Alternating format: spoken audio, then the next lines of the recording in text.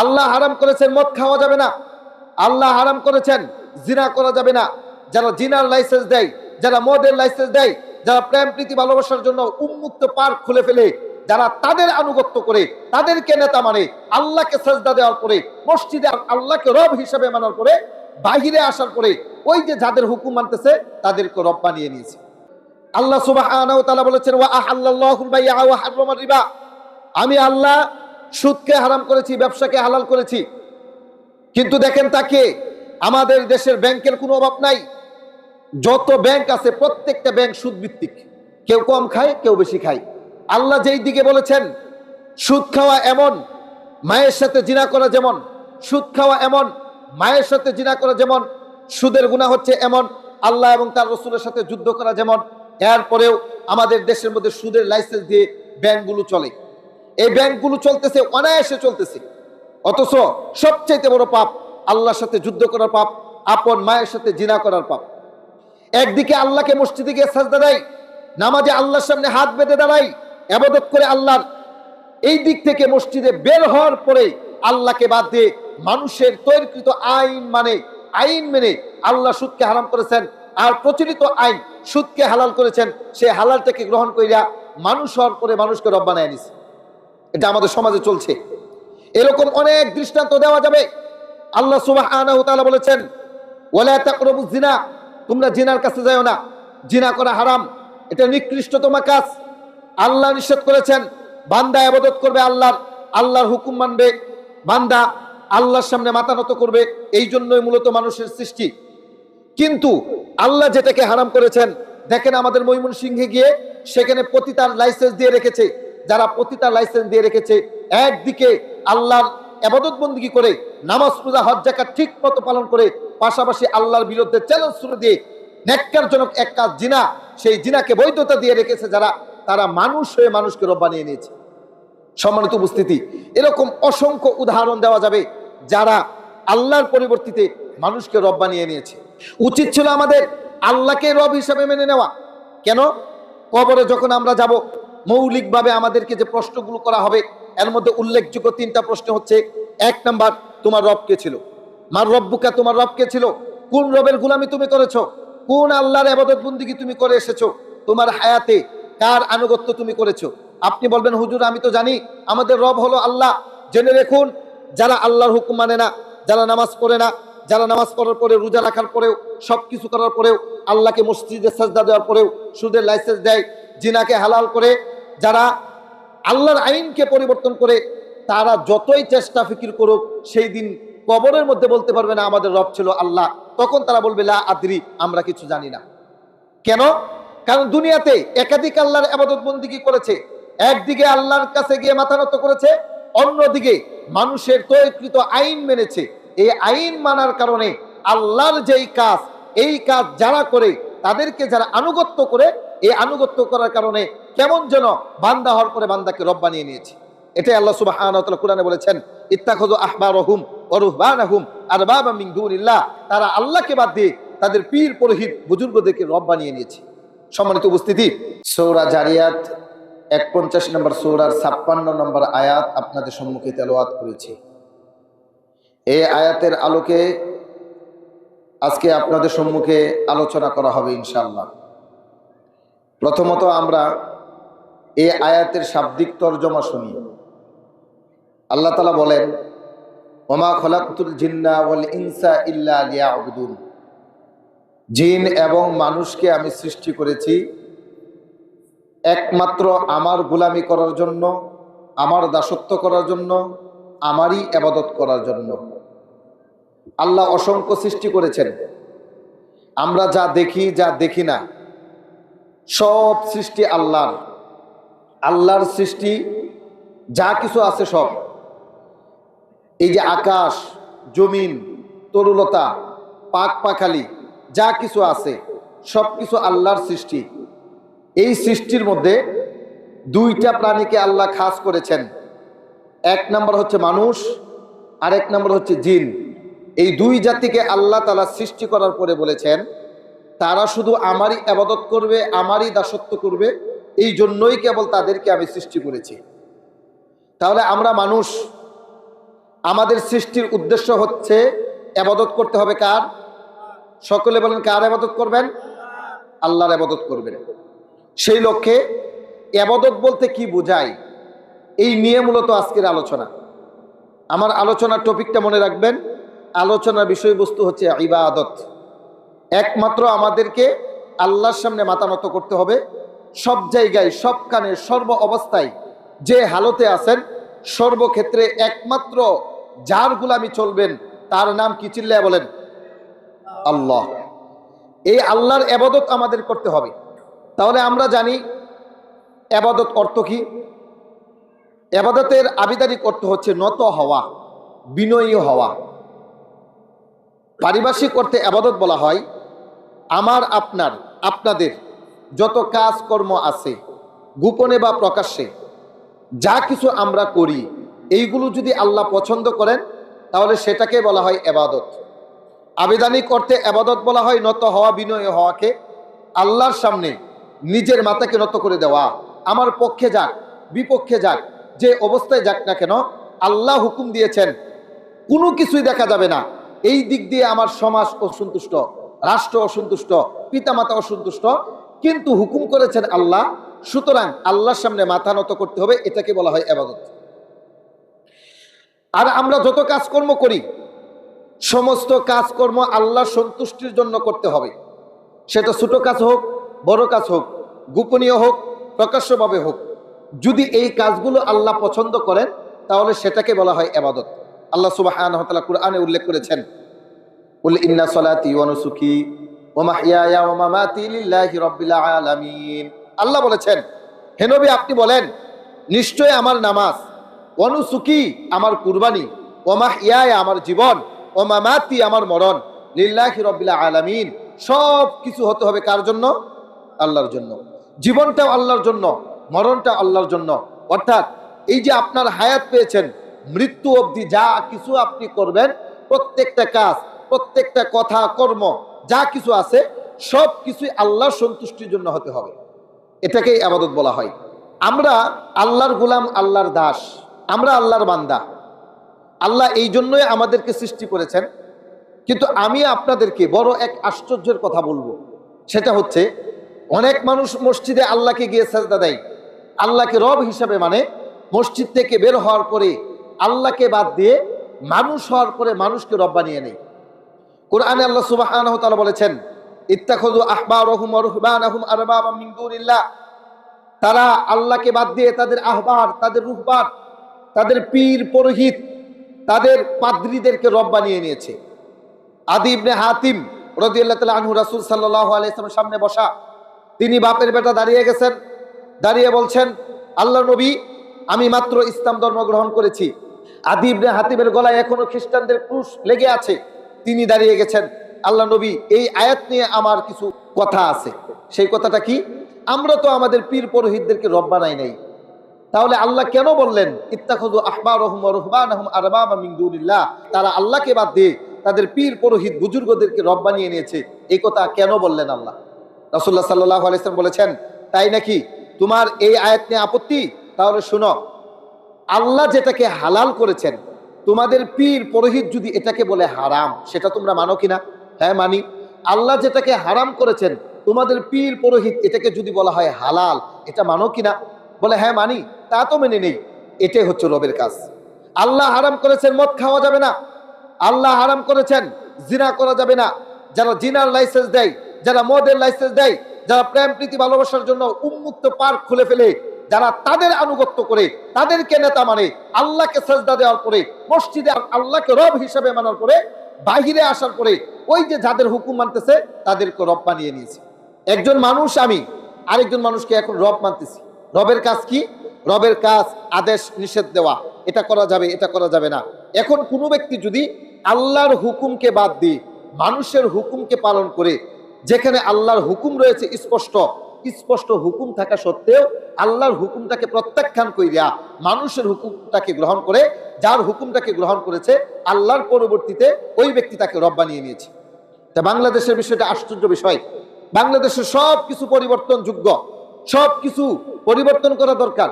প্রতিটা সেক্টরে আপনি দেখবেন তাকে আল্লাহর হুকুমের বিপক্ষে চ্যালেঞ্জ ছুড়ে দিয়েছে। প্রতিটা সেক্টরে আল্লাহ সুবহানাহু ওয়া তাআলা নারীদেরকে বলেছেন পর্দায় থাকতে হবে। অকরনা ফি বুয়ুতিকুন্না ওয়ালা তাবাররুজনা তাবাররুজুল জাহিলিয়াতিল উলা, হে দুনিয়ার নারী সমাজ, তোমরা পর্দার সহিত চলাফেরা করো। বেপরদায় জাহিলিয়াতের নারীদের মতো বেপরদায় তোমরা চলতে পারবে না। যদি চলতে হয় আপাতমস্তক ঘুরে তোমরা চলাফেরা করো, পর্দায় থাকতে হবে।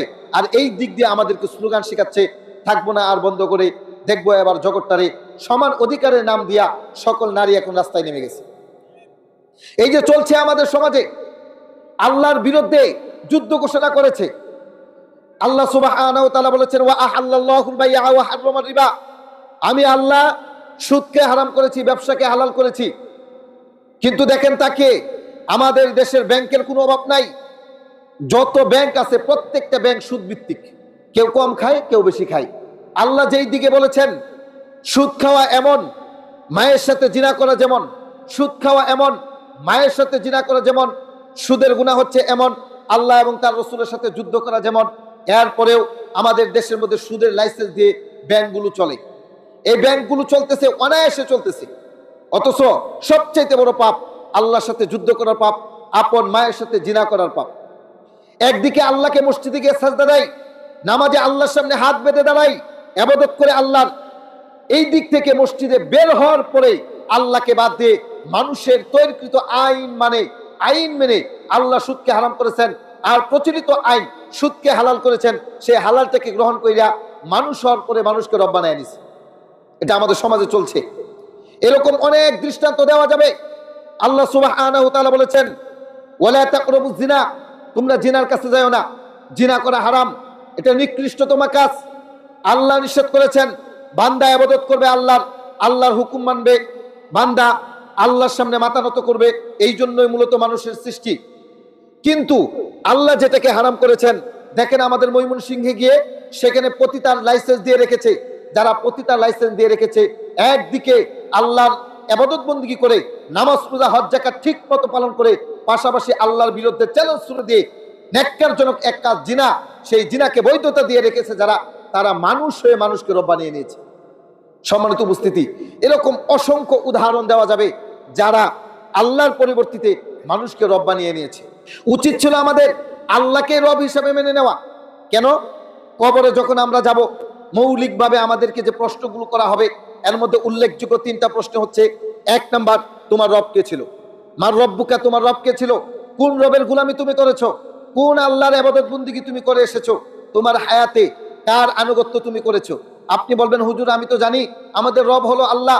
জেনে রাখুন, যারা আল্লাহর হুকুম মানে না, যারা নামাজ পড়ে না, যারা নামাজ পড়ার পরে, রোজা রাখার পরেও, সবকিছু করার পরেও, আল্লাহকে মসজিদে সাজদা দেওয়ার পরেও সুদের লাইসেন্স দেয়, জিনাকে হালাল করে, যারা আল্লাহর আইনকে পরিবর্তন করে, তারা যতই চেষ্টা ফিকির করুক, সেই দিন কবরের মধ্যে বলতে পারবে না আমাদের রব ছিল আল্লাহ। তখন তারা বলবে লা আদরি, আমরা কিছু জানি না। কেন? কারণ দুনিয়াতে একাধিক আল্লাহর ইবাদত বন্দেগী করেছে। একদিকে আল্লাহর কাছে গিয়ে মাথা নত করেছে, অন্যদিকে মানুষের তৈরিকৃত আইন মেনেছে। এই আইন মানার কারণে আল্লাহর যেই কাজ, এই কাজ যারা করে, তাদেরকে যারা আনুগত্য করে, এই আনুগত্য করার কারণে কেমন যেন বান্দা হওয়ার পরে বান্দাকে রব বানিয়ে নিয়েছে। এটাই আল্লাহ সুবহানাহু ওয়া তাআলা কোরআনে বলেছেন, ইত্তাখাযু আহবারহুম ওয়া রুহবানাহুম আরবাবা মিন দুনিল্লাহ, তারা আল্লাহকে বাদ দিয়ে তাদের পীর পুরোহিত বুজুর্গদেরকে রব বানিয়ে নিয়েছে। সম্মানিত উপস্থিতি, এই জন্য সর্বক্ষেত্রে সর্ব জায়গায় একমাত্র মাথা নত করবো আমরা কার কাছে? আরো জুড়ে বলতে হবে, কার কাছে? আল্লাহর কাছে। আমরা নামাজ পড়ি, আল্লাহর কাছে মাথা নত করি। আমরা নামাজ পড়ি 24 ঘন্টার মধ্যে 5 ওয়াক্ত।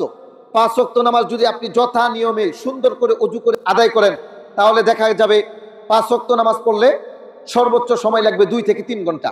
ধরলাম 3 ঘন্টা সময় আপনার লাগলো 5 ওয়াক্ত নামাজ পড়লে, তাহলে বাকি 21 ঘন্টা আপনি কার গোলাম? কার গোলামে আপনি করবেন? তাহলে ইবাদত বলতে কি বোঝায়?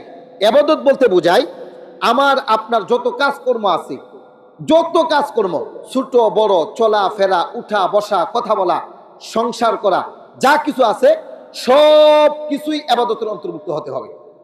সব কিছুই। কিভাবে এটা? আপনি কৃষি কাজ করেন, কৃষি কাজ করার ক্ষেত্রে আপনার উচিত হচ্ছে সুন্নাহ মোতাবেক কৃষি কাজ করা। আপনি ধান কাটতে গেলেন, হাতে কাঁচি নিলেন, বিসমিল্লাহ বলে ধান কাটা শুরু করলেন, যতক্ষণ কাজ করবেন ততক্ষণ আপনি ইবাদতের মধ্যে লিপ্ত আছেন।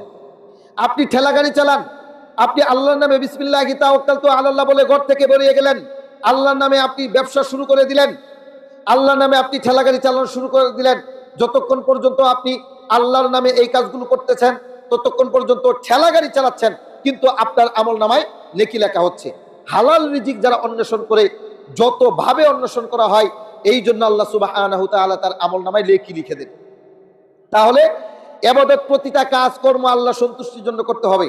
আল্লাহ নবী সাল্লাল্লাহু আলাইহি ওয়াসাল্লাম যখন এই কথা বলতেছিল, আরে তোমরা কি জানো নাকি আমরা বিবিদের কাছে যাই, বিবিদের সাথে যদি মিলন করি, এই মিলনের কারণেও আল্লাহ তাআলা আমাদের আমলনামে নেকি লিখে দিবেন।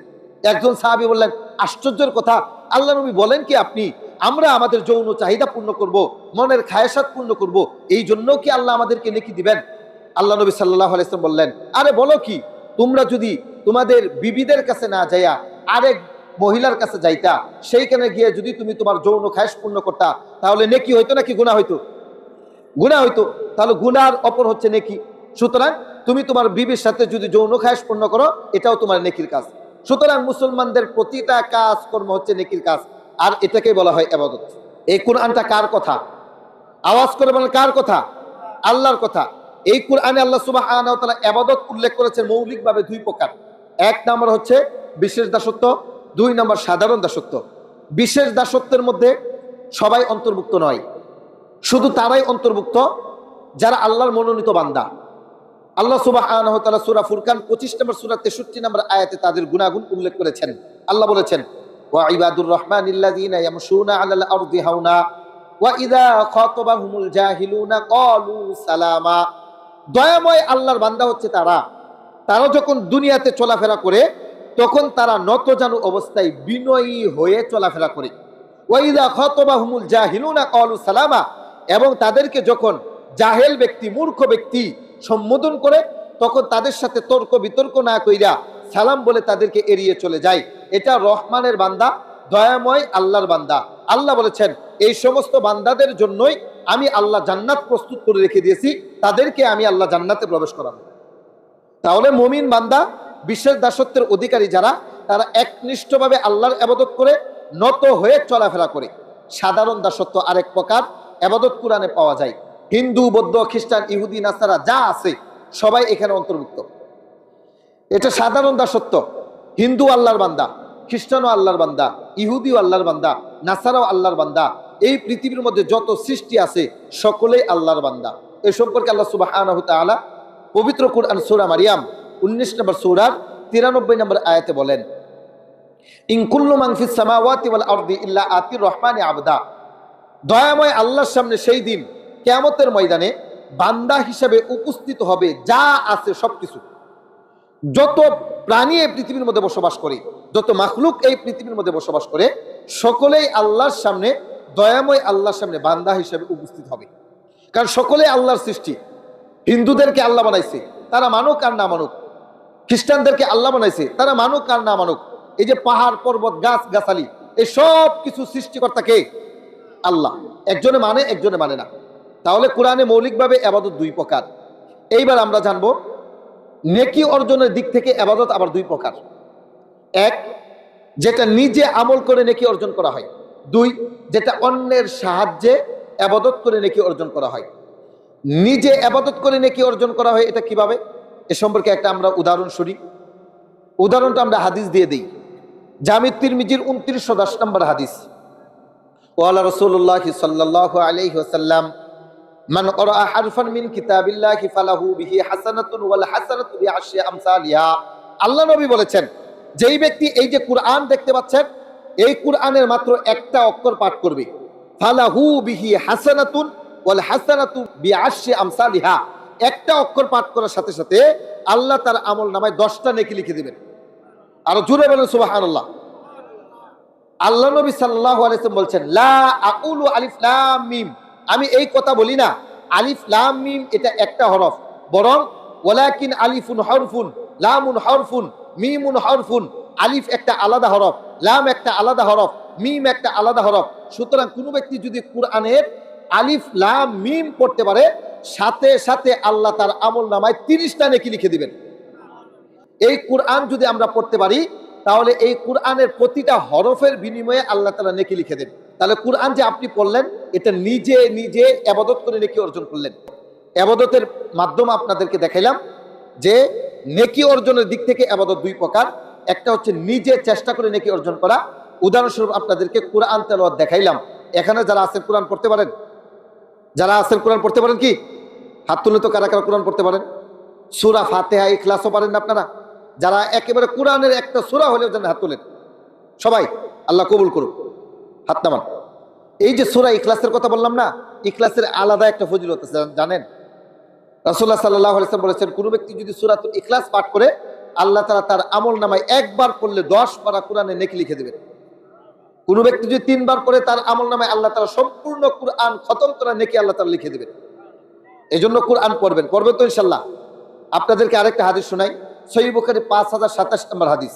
ক্বালা রাসূলুল্লাহ সাল্লাল্লাহু আলাইহি ওয়াসাল্লাম খায়রুকুম মান তাআল্লামাল কুরআনা ওয়া আল্লামা। তোমাদের মধ্যে সর্বোত্তম হলো ওই ব্যক্তি যেই ব্যক্তি নিজে কোরআন শিক্ষা করে এবং অপরকে শিক্ষা দেয়। আসমানের নিচে জমিনের উপরে দুই শ্রেণীর মানুষ আল্লাহর কাছে সবচেয়ে প্রিয়, যারা কোরআন পড়তে পারে এবং যারা অন্যকে কোরআন শিক্ষা দেয়। আবার বলি কথাটা, আসমানের নিচে জমিনের উপরে দুই শ্রেণীর মানুষ আল্লাহর কাছে প্রিয়। এক, যারা কোরআন নিজে পড়তে পারে। দুই, যারা অন্যকে কোরআন শিক্ষা দিতে পারে। তাহলে এখানে এই যে রুকিয়া বেগম আদর্শ কওমি মহিলা মাদ্রাসা এখানে গড়ে উঠেছে, এখানে কি গান বাজনা শিক্ষা দেওয়া হয় নাকি কোরআন শিক্ষা দেওয়া হয়? আরো জুড়ে বলতে হবে, কি শিক্ষা দেওয়া হয়? কোরআন শিক্ষা দেওয়া হয়। কোরআন এটা খুবই গুরুত্বপূর্ণ একটা ইবাদতের মাধ্যম। আপনি নিজে কোরআন পড়বেন, সন্তানদেরকে কোরআন পড়াবেন, আপনার ছেলেকে, আপনার মেয়েকে, আপনার নাতনিকে কোরআন শিক্ষা দেওয়াবেন। আপনি জানেন না আপনি যখন মারা যাবেন আপনার ছেলে, আপনার নাতিন, আপনার নাতনি যত ইবাদত বন্দেগী করবে তাদেরকে যে আপনি ইলম শিক্ষা দিয়েছেন, মৃত্যুর পরে আপনার কবরে আল্লাহ তাআলা অটোমেটিকলি নেকি পৌঁছাইতে থাকবে। এই জন্য কোরআন এটা খুবই গুরুত্বপূর্ণ একটা ইবাদত। কোরআন যদি কোনো ব্যক্তি তেলাওয়াত করে, বুঝে পড়ুক না বুঝে পড়ুক, যেভাবেই পড়ুক না কেন, আল্লাহ তাআলা তার আমল নামায় প্রতি হরফে 10টা করে নেকি লিখে দেন। এই জন্য শিখিয়ে যায় একটা আমল, খুবই গুরুত্বপূর্ণ আমল। আমরা দৈনিক 5 ওয়াক্ত নামাজ পড়ি। আমাদের উপরে আল্লাহ তাআলা কয় ওয়াক্ত নামাজ ফরজ করেছেন? 5 ওয়াক্ত। 5 ওয়াক্ত নামাজের শেষে যখনই ইমাম সাহেব সালাম ফিরাবেন, দোয়ার জন্য ব্যস্ত হয়ে যাবেন না। সালাম ফিরানোর পরই আপনাদের কাজ হচ্ছে আল্লাহু আকবার বলা, আস্তাগফিরুল্লাহ বলা, এরপরে আল্লাহুম্মা আনতাস সালাম ওয়া মিনকাস সালাম তাবারাকতা ইয়া যাল জালালি ওয়াল ইকরাম। এইগুলো পড়ার পরে সূরাতুল ইখলাস পড়বেন 3 বার। 3 বার পড়ার সাথে সাথে আল্লাহ তাআলা আপনার আমলনামায় এক কোরআন সম্পূর্ণ খতম করার নেকি আল্লাহ তাআলা লিখে দিবেন। এইভাবে 5 ওয়াক্ত নামাজ পড়বেন। দৈনিক যদি 3 বার করে নামাজের পরে পড়তে পারেন তাহলে আপনার আমার আমলনামায় দৈনিক 5 বার সম্পূর্ণ কোরআন খতম করা নেকি পাওয়া যাবে ইনশাআল্লাহ। এই জন্য আমরা যেন এই আমলটা করি, আল্লাহ তাআলা তৌফিক দান করুন, সকলে না আমিন। তাহলে ইবাদত নেকি অর্জনের দিক থেকে দুই প্রকার। একটা হচ্ছে নিজে ইবাদত করে নেকি অর্জন করা, 2 নাম্বার অন্যের সাহায্যে ইবাদত করে নেকি অর্জন করা। এটা কিভাবে? এ সম্পর্কে একটা হাদিস আমরা শুনি, সহিহ বুখারীর 5353 নম্বর হাদিস। ক্বালা রাসূলুল্লাহ সাল্লাল্লাহু আলাইহি ওয়াসাল্লাম আস-সাঈ আলাল আরমালাতি ওয়াল মিসকিন। আল্লাহ নবী বলেছেন, যেই ব্যক্তি এতিম, বিধবা, অসহায়, দুস্থ, গরিবদের দায়িত্ব বহন করবে। আবার বলি, আল্লাহ রাসূল বলেছেন আস-সাঈ আলাল আরমালাতি ওয়াল মিসকিন, যেই ব্যক্তি বিধবা নারীর দায়িত্ব বহন করবে, এতিম অসহায় ব্যক্তিদেরকে খাবার দাবার দিবে, ভরণ পোষণের ব্যবস্থা করবে, আল্লাহ সুবহানাহু তাআলা তার আমলনামায় 3টা নেকি লিখে দেবেন। কয়টা নেকি? কি কি নেকিগুলো এগুলো শুনেন। 1 নাম্বার কাল মুজাহিদি ফি সাবিলিল্লাহ, আল্লাহর রাস্তায় যুদ্ধ করলে যত নেকি, যেই ব্যক্তি বিধবাদেরকে দেখাশোনা করবে, এতিম মিসকিনদেরকে লালন পালন করবে, আল্লাহ সুবহানাহু তাআলা আল্লাহর রাস্তায় যুদ্ধ করলে যত নেকি তার আমলনামায় আল্লাহ তাআলা তত নেকি লিখে দিবেন। 2 নাম্বার বিল কাইমিল লাইল, রাত্রবেলা সারা রাত্র কষ্ট করে শীতের মধ্যে তাহাজ্জুদ পড়লে যত নেকি হয়, যেই ব্যক্তি এতিম মিসকিন অসহায়দের দায়িত্ব বহন করে, আল্লাহ তাআলা তার আমলনামায় সারা রাত্র তাহাজ্জুদ পড়লে যত নেকি হয় তত নেকি আল্লাহ তাআলা তার আমলনামায় লিখে দিবেন। 3 নাম্বার সারা দিন নফল রোজা রাখলে যত নেকি হবে, আল্লাহ সুবহানাহু তাআলা যেই ব্যক্তি এতিম মিসকিনদেরকে দেখাশোনা করবে তার আমলনামায় সমপরিমাণ নেকি লিখে দিবে। আমল হলো একটা, ফজিলত হলো 3টা। মনে রাখবেন, এক কাজে 3 ফজিলত, বাড়িতে যাবেন আর চিন্তা ফিকির করবেন। মুকামিয়ার হুজুরে বলে গেছে আমল একটা, ফজিলত তিনটা। আমল একটা, ফজিলত কয়টা? সকলে বলেন কয়টা? আমল হচ্ছে অসহায় মিসকিনদেরকে দেখাশোনা করা, আর ফজিলত হচ্ছে আল্লাহর রাস্তায় যুদ্ধ করলে যত নাকি, সারা রাত তাহাজ্জুদ করলে যত নাকি, সারাদিন সিয়াম রাখলে যত নাকি, রোজা রাখলে যত নাকি, সম পরিমাণ নাকি আমার আপনার আমল নামায় আল্লাহ তাআলা লিখে দিবেন। সুবহানাল্লাহ বলেন। তাহলে এই কাজটা যদি করতে চান তাহলে অবশ্যই আপনাদেরকে অন্য একটা মাধ্যমে করতে হবে। কি মাধ্যম সেটা? একজন অসহায় ব্যক্তি লাগবে, এতিম লাগবে, মিসকিন লাগবে। মিসকিনদেরকে যদি লালন পালন করেন তাহলেই আপনি এই নেকিটা অর্জন করতে পারবেন। আপনার বোন বিবাহ দিয়েছেন, কোনো কারণে আপনার বোনের স্বামী মারা গেছে, এখন শ্বশুর বাড়িতে আর থাকতে পারতেছে না, আপনার বাড়িতে চলে এসেছে। আপনি ভাই, তাকে নাক ছিটকাবেন না, তাকে দেখাশোনা করবেন। বিনিময়ে আল্লাহ তাআলা আপনার আমলনামায় এই তিনটা ফজিলত দিয়ে দিবেন। সুবহানাল্লাহ বলেন। একজন ব্যক্তি আপনার কাছে হাত বাড়িয়েছে, অসহায় ব্যক্তি, দেন তো ভাই কিছু, 5টা টাকা দেন তো, 10টা টাকা দেন তো, ধমক দিবেন না। কারণ এই ব্যক্তি আপনার দুয়ারে এসেছে। আজকে যেই ব্যক্তি আপনার দুয়ারে হাত পেতেছে, এমনটাও তো হতে পারতো আপনাকে আল্লাহ তাআলা ওই ব্যক্তির দুয়ার পর্যন্ত নিতে পারতো, ঠিক কিনা বলেন? তাহলে এই ব্যক্তি যেহেতু আল্লাহ তাআলার অনুগ্রহে আপনার কাছে হাত পেতেছে, নাক ছিটকানো যাবে না। তাকে যদি আপনি কিছু না দিতে পারেন তাহলে বলবেন, বাবা তোমাকে কোনো কিছু দিতে পারলাম না, পকেটে কোনো কিছু নাই, 5 টাকা 10 টাকা নাই, দিতে পারলাম না, যাও তুমি এখন চলে যাও। ধমক দিতে পারবেন না। হ্যাঁ, সারাদিন দিলাম, এখন আবার আসছো চাওয়ার জন্য, তোমাদের খাওয়া দেয়া কোনো কাজ নাই, সারাদিন শুধু খালি ফকিরের মতো ভিক্ষা করো, এরকম বলা যাবে না। কারণ এতিম মিসকিনদেরকে লালন পালন করা এত ফজিলত। রাসূল বলেছেন কোন ব্যক্তি সারা রাত্র তাহাজ্জুদ পড়ে, এমন ব্যক্তি এখানে নাই, থাকতে পারে হয়তো। কোন ব্যক্তি সারাদিন নফল রোজা রাখে, এমন ব্যক্তি খুব কমই পাওয়া যায়। আল্লাহর রাস্তায় যুদ্ধের কথা তো এখন বলা যায় না। আরে যুদ্ধের ময়দান খুবই এক কঠিন ময়দান। যুদ্ধ করতে গেলে নিজের রক্ত দিতে হয়, জান দিতে হয়, মাল দিতে হয়, নিজের জীবনও চলে যেতে পারে। এই যুদ্ধের ময়দানে মানুষ যেতে চায় না। অনেক নামাজি মানুষ যুদ্ধের কথা শুনতে পারে না। রাসূল বলেছেন যদি এতিম মিসকিনদেরকে তুমি লালন পালন করতে পারো, তাহলে ওই যে আল্লাহর রাস্তায় যারা মারতেছে, মরতেছে, যুদ্ধ করে যত নেকি উপার্জন করতেছে, সম পরিমাণ নেকি আমি আল্লাহ তোমার আমলনামায় লিখে দেব। তাহলে এই কাজগুলো করবেন তো ইনশাআল্লাহ? আল্লাহ তাআলা তৌফিক দান করুন, সকলে না আমিন। তাহলে আমরা দেখাইলাম নেকি অর্জনের দিক থেকে ইবাদত 2 প্রকার। এইবার মাধ্যম হিসাবে ইবাদত আবার 5 প্রকার। মাধ্যম হিসাবে ইবাদত আবার কয় প্রকার? 5 প্রকার। 1 নাম্বার আলা ইবাদাতু বিল কলবি, মানুষ অন্তর দ্বারা ইবাদত করে। 2 নাম্বার আলা ইবাদাতু বিল লিসানি, মানুষ তার মুখ দিয়ে ইবাদত করে। 3 নাম্বার আলা ইবাদাতু বিল জাসাদি, মানুষ তার শরীর দ্বারা ইবাদত করে। 4 নাম্বার আলা ইবাদাতু বিল মালি, মানুষ তার সম্পদ দ্বারা ইবাদত বন্দি করে। 5 নাম্বার আলা ইবাদাতু বিল জাসাদি ওয়াল মালি, মানুষ তার সম্পদ এবং শরীর দ্বারা ইবাদত বন্দিগি করে। তাহলে আমরা এইগুলোর আলাদা আলাদা একটা নাম রাখতে পারি। আল্লাহ ইবাদাতু বিল কলবি, যেটা মানুষ অন্তর দ্বারা ইবাদত করে, এর একটা সুন্দর আমরা নাম রাখলাম আত্মিক ইবাদত, যেটা আত্মার মাধ্যমে হয়। 2 নাম্বার আল্লাহ ইবাদাতু বিল লিসানি, জবানের মাধ্যমে যে ইবাদত করা হয়, এটার আমরা নাম দিলাম মৌখিক ইবাদত। আল্লাহ ইবাদাতু বিল মালি, যে ইবাদত সম্পদ দ্বারা করা হয়, এই ইবাদতের আমরা নাম দিলাম আর্থিক ইবাদত। 4 নাম্বার আল্লাহ ইবাদাতু বিল জাসাদি, যেটা শরীর দ্বারা করা হয়, এই ইবাদতের নাম আমরা দিলাম শারীরিক ইবাদত।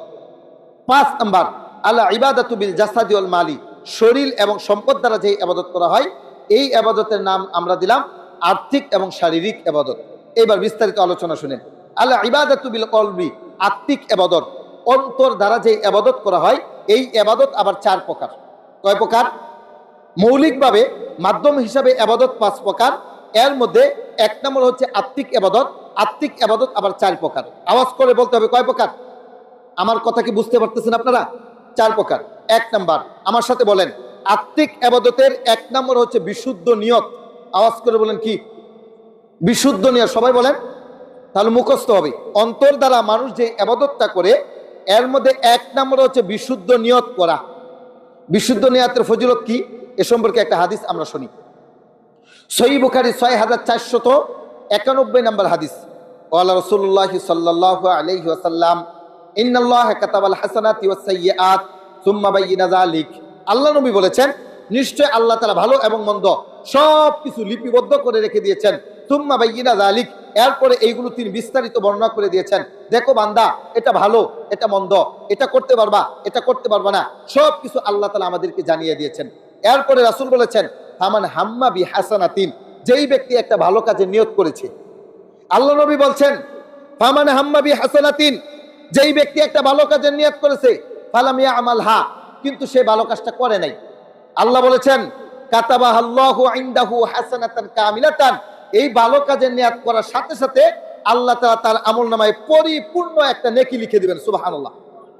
নিয়ত করেছেন যে রুকিয়া বেগম কওমি মহিলা মাদ্রাসায় মাহফিল হবে আজকে রাত্রে, অনেক আলোচক আসবে, সেখানে গিয়ে আলোচনা শুনবো, কোনো কারণে আপনাকে ময়মনসিংহ চলে যাওয়া লাগছে, এই যে নিয়তটা করেছেন, এই নিয়তটার কারণে সাথে সাথে আল্লাহ তাআলা আপনার আমলনামায় একটা নেকি লিখে দিয়েছেন।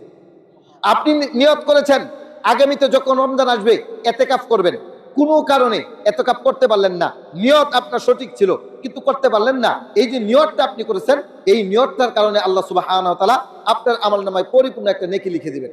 আপনি নিয়ত করেছেন আত্মীয়তা সম্পর্ক ছিন্ন করেছি, হুজুরের আলোচনা থেকে শুনতে পেরেছি যারা আত্মীয়তা সম্পর্ক ছিন্ন করে তারা জান্নাতে যাবে না, আমি নিয়ত করলাম আমার বোনকে ফোন দিব, ফুফুকে ফোন দিব, এখন তাদের সাথে আমাদের যে সমস্যা সেই সমস্যা দূর করে দিব, এখন থেকে ভালো হয়ে যাব, আর বোন বাগ্নির সাথে খারাপ আচরণ করব না, তাদের সাথে ভালো আচরণ করব।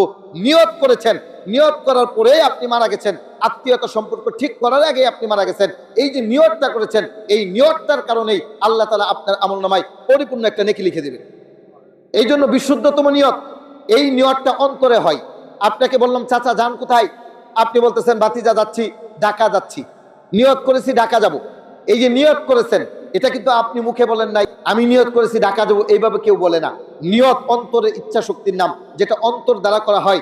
রাসূল সাল্লাল্লাহু আলাইহি ওয়াসাল্লাম বলেছেন ওয়া ইন হাম্মা বিহা, যেই ব্যক্তি নিয়ত করার পরে ফা আমিলাহা, এই কাজটা করেছে, নিয়ত করেছিল মাহফিলে আসবে, সত্যি সত্যি আপনারা নিয়ত করেছিলেন মাহফিলে আসবেন, এসে গেছেন, রাসূল সাল্লাল্লাহু আলাইহি ওয়াসাল্লাম বলেছেন এই নিয়তটা করার কারণে ফালাহু বিহি হাসানাতুন ওয়াল হাসানাতু বিআশরি আমসালিহা ইলা 700 দিআফিন, এই একটা নিয়ত করার কারণে, একটা নেক কাজ করার কারণে আল্লাহ সুবহানাহু ওয়া তাআলা ওই বান্দার আমলনামায় 10 থেকে 700 গুণ পর্যন্ত নেকি লিখে দেন। তাহলে যারা মাহফিলে আসার নিয়ত করেছিলেন, এরপরে এসে গেছেন, বসে গেছেন, একটা নিয়তের কারণে আল্লাহ সুবহানাহু ওয়া তাআলা ওই ব্যক্তিদের আমলনামায় 1 থেকে 700 গুণ পর্যন্ত নেকি লিখে দিয়েছেন। কত সৌভাগ্যের বিষয়। এরপরও দেখবেন অনেক কপালপুরা আছে, বাড়ি থেকে বলেছে মাহফিলে যাই, কিন্তু মাহফিলে না আইসা দোকানে বসে বসে আড্ডা পিটতেছে, এমন লোক আছে না নাই? আওয়াজ করবেন, আছে না নাই? আছে। শয়তান তাদের মাথার উপরে বসেছে, শয়তান তাদের মাথার উপরে বসা ডুকডুকি বাজাচ্ছে, আর বলতেছে কি দরকার, এখানে একটু জিলাপি খাবি আর চা খাবি আর বাড়িতে চলে যাবি, বাড়ি থেকে তো বলেই এসেছিলি যে মাহফিলে যাবি, মাহফিল তো দেখলেই, আলোচনা শোনার কি দরকার? এই যে অবস্থা। অথচ রাসূল সাল্লাল্লাহু আলাইহি ওয়াসাল্লাম বলেছেন যেখানে কুরআন এবং হাদিসের আলোচনা হয় সেইখানে আল্লাহর ফেরেশতারা বেষ্টন করে রাখে, এই ফেরেশতাদের সিরিয়াল এমন ভাবে বসতে থাকে, এমন ভাবে বসতে থাকে, একেবারে প্রথম আকাশ পর্যন্ত ফেরেশতাদের লাইন লেগে যায়। আল্লাহ সুবহানাহু ওয়া তাআলা বলেন কি ব্যাপার, তোমরা এইভাবে লাইন লেগে আছো কেন? কারণ কি? ফেরেশতারা বলে এই যে অমুক এলাকায় গুপ্তেরগাঁও রুকিয়া বেগম আদর্শ কওমি মহিলা মাদ্রাসা কর্তৃক মাহফিল হচ্ছে, সেখানে কুরআন এবং হাদিসের আলোচনা হচ্ছে, সেইখানে আমরা আলোচনা শোনার জন্য লাইন লাগিয়েছি। আল্লাহ সুবহানাহু ওয়া তাআলা বলছে আমার বান্দারা কি চাই? তখন ফেরেশতারা উত্তর দেয় তোমার বান্দা তো তোমার কাছে জান্নাত চাই। আল্লাহ বলেন যাও, আমি আমার বান্দাকে জান্নাত দিয়ে দিলাম। চিন্তা করেছেন কত ফজিলতপূর্ণ একটা জায়গা। এই জায়গার মধ্যে অনেক কপালপুরা আসতে পারে নাই, বাড়ি থেকে বলে আসছে কিন্তু মাহফিলে আসতে পারে নাই, শয়তান তাদেরকে এখনই আক্রমণ করেছে। সম্মানিত উপস্থিতি, তাহলে বিশুদ্ধতম নিয়ত কোনো ব্যক্তি যদি করে, যেটা অন্তরের মাধ্যমে হয়, এই নিয়তের কারণে আল্লাহ তাআলা নেকি দেন। সহিহ বুখারী 1 নম্বর হাদিস, ইন্নামাল আ'মালু বিন্নিয়াত, সকল ইবাদত নির্ভর করে বিশুদ্ধ নিয়তের সাথে। নিয়ত যদি ঠিক না হয় সেই ইবাদত বন্দেগী আল্লাহ তাআলা কবুল করবেন না। নিয়ত আপনাকে একনিষ্ঠ হতে হবে।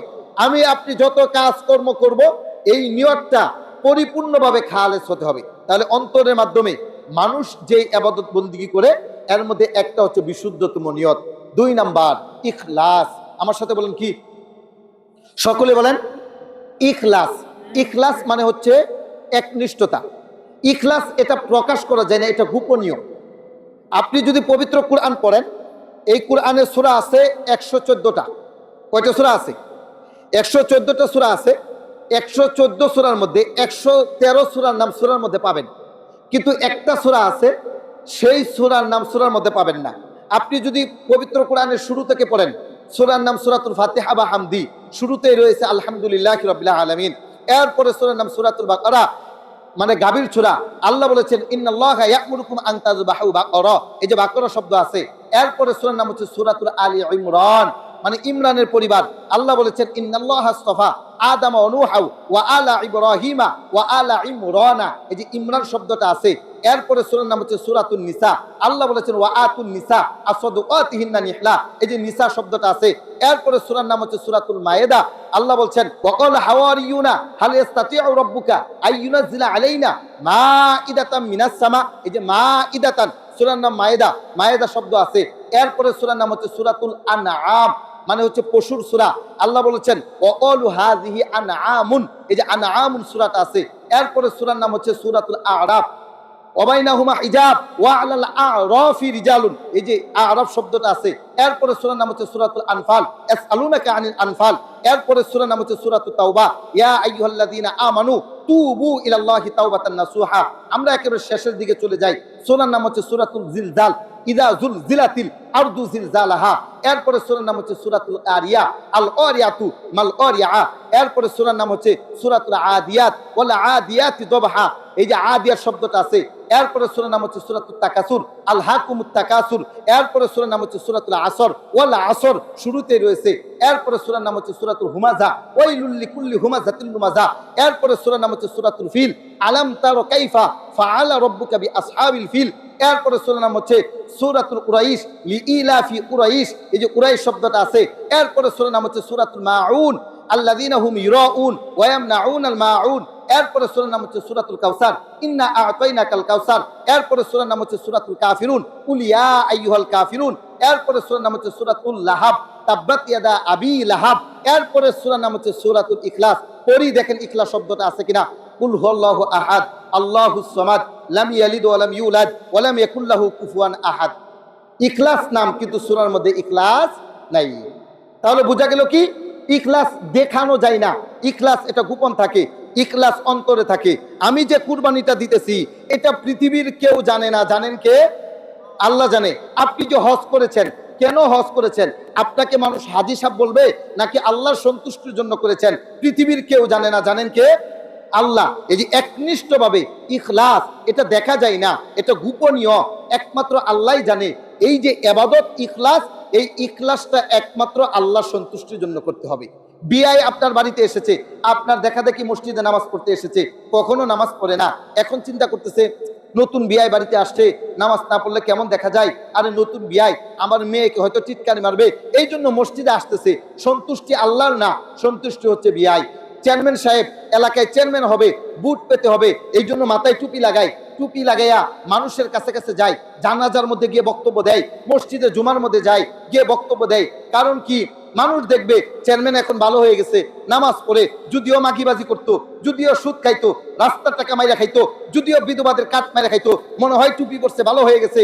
সন্তুষ্ট আল্লাহ না, সন্তুষ্ট হচ্ছে নির্বাচনে পাশ করতে হবে, আল্লাহকে বাদ দিয়া জনগণের সন্তুষ্টি তালাশ করে। মেম্বার সাহেবের একই দশা। এই যে ইখলাসটা, এটা দেখা যায় না, এটা গোপন থাকে, এটা ভিতরে লুকায়িত থাকে। সমস্ত কাজ কর্ম আল্লাহর সন্তুষ্টির জন্য যেটা করা হয়, এটার নাম হচ্ছে ইখলাস। আর আল্লাহর বান্দারা কার সন্তুষ্টির জন্য কাজ করবে? আল্লাহর সন্তুষ্টির জন্য কাজ করবে, এটাকে বলা হয় ইখলাস। এ সম্পর্কে একটা হাদিস আমরা শুনি, সুনানুন নাসাই হাদিসের কিতাবের নাম। এই হাদিসের 3140 নম্বর হাদিস। ওয়ালা রাসূলুল্লাহ সাল্লাল্লাহু আলাইহি ওয়াসাল্লাম ইন্নাল্লাহা লা ইয়াকবালু মিনাল আমালি ইল্লা মা কানা লাহু খালিসান। আল্লাহ রাসূল সাল্লাল্লাহু আলাইহি ওয়াসাল্লাম বলেছেন, আল্লাহ তাআলা কোনো ইবাদত বন্দেগী কবুল করবেন না যতক্ষণ পর্যন্ত সেই ইবাদতটা একনিষ্ঠভাবে আল্লাহর জন্য না হবে। আবার বলি, আল্লাহ রাসূল বলেছেন ইন্নাল্লাহা, নিশ্চয় আল্লাহ, লা ইয়াকবালু, কবুল করবেন না কোনো আমল কতক্ষণ পর্যন্ত? ইল্লা মা কানা লাহু খালিসান, যতক্ষণ পর্যন্ত একনিষ্ঠভাবে আল্লাহর সন্তুষ্টির জন্য আমল না করবে, ততক্ষণ পর্যন্ত আমল যত সুন্দর হোক না কেন, যত বড় হোক না কেন, আল্লাহ সুবহানাহু ওয়া তাআলা ওই আমল কবুল করবেন না।